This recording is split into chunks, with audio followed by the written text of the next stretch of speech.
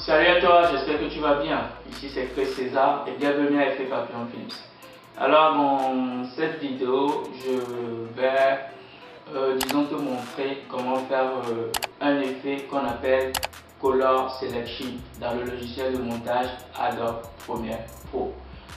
Color Selection, tu dois te demander c'est quoi.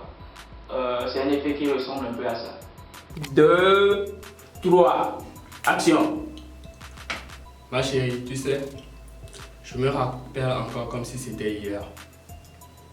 Tout a débuté un matin d'août où, assoiffé d'amour et de désir, tu attiras mon regard. Là maintenant, tu vois un peu à quoi ressemble cet effet. Donc nous allons direct sur notre machine dans le logiciel de montage Adobe Premiere Pro. Direct. Alors nous voilà encore dans Adobe Premiere Pro. Donc comme promis, je vais t'apprendre dans ce tutoriel comment faire un effet de Color Selection. Oui, c'est en anglais. Comment faire ressortir une couleur. Donc ce que je vais te montrer tout à l'heure. Donc dans une vidéo précédente, j'ai eu à te montrer deux astuces, comment tu peux faire ton étalonnage. Donc si tu n'as pas encore suivi cette vidéo, je te conseille d'aller suivre cette vidéo là où je te parlais un peu des corrections de base ici, comment tu peux utiliser ces petits panneaux pour pouvoir faire ton étalonnage. Donc ici, ce qui nous intéresse, c'est cette partie TSL secondaire qui veut dire quoi? Teinte, saturation, luminosité. Donc, on va faire un clic sur ce panneau. Tu vas voir qu'il a d'autres sous-panneaux qui s'ouvrent. Tonalité, affiner et correction. Nous allons faire un clic sur tonalité. Donc, on clique sur tonalité, voilà ce qui se présente à nous. Donc, l'outil que nous allons utiliser ici, premièrement, c'est l'outil Puppet. Là, on fait un clic et nous cliquons sur la couleur que nous voulons faire ressortir. Ici, notre objectif, c'est de faire ressortir la couleur rouge. Donc, on fait un clic là-dessus. Vous voyez que directement, ça change ici. Et ici, maintenant, nous avons une deuxième pupette où c'est mis plus à côté. Une deuxième pupette où c'est mis moins à côté. Donc, on fait un clic sur la pupette plus et nous recliquons encore sur notre couleur rouge. Vous voyez? Donc, maintenant, ensuite, étape suivante maintenant, c'est venir ici. On fait un clic ici, vous allez voir que nous avons couleur gris, couleur noire et le blanc noir. Nous allons cliquer sur le blanc noir. Cliquez sur la petite case et vous voyez ce que ça donne. Le but maintenant, c'est de travailler, c'est de faire bien ressortir cette couleur là. Donc voilà, nous allons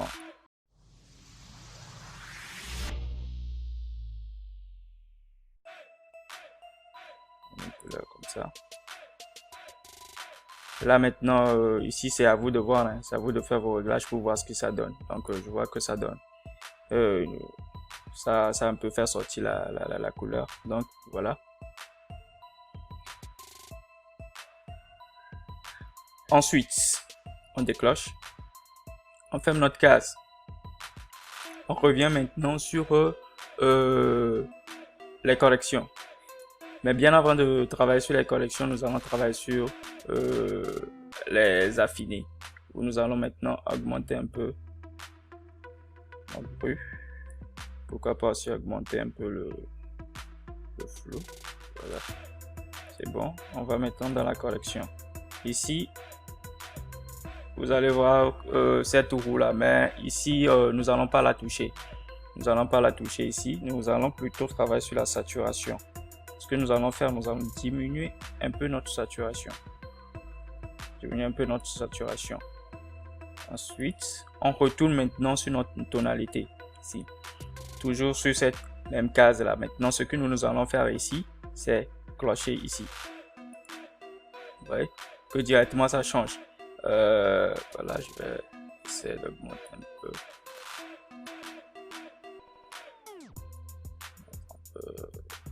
Noir. Voilà.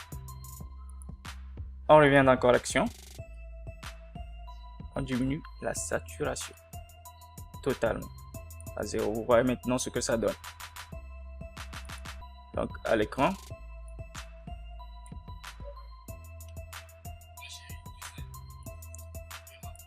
Ça bug un peu, donc il faudra faire un CTRL S pour que ça puisse.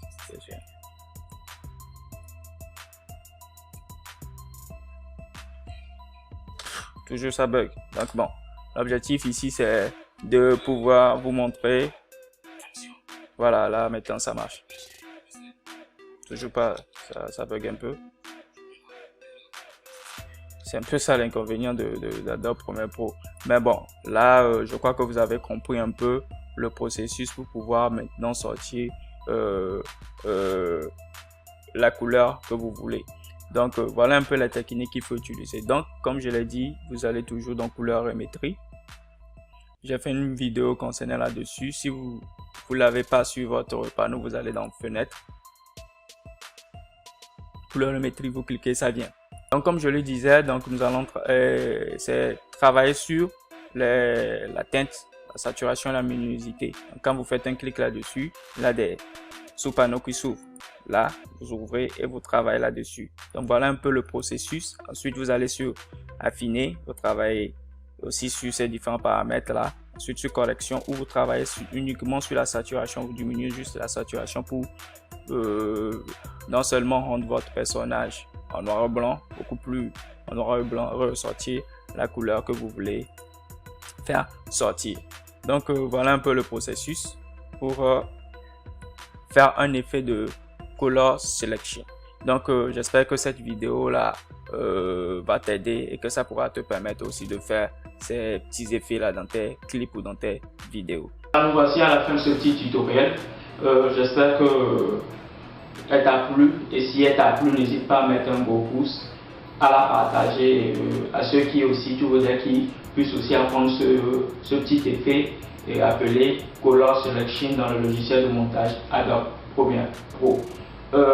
J'espère que tu es abonné à la chaîne Effet Papillon Films. Si ce n'est pas encore fait, il n'y a pas de souci, va juste cliquer juste en bas où c'est écrit s'abonner et ensuite cliquer sur la petite cloche de notification histoire de ne rien louper.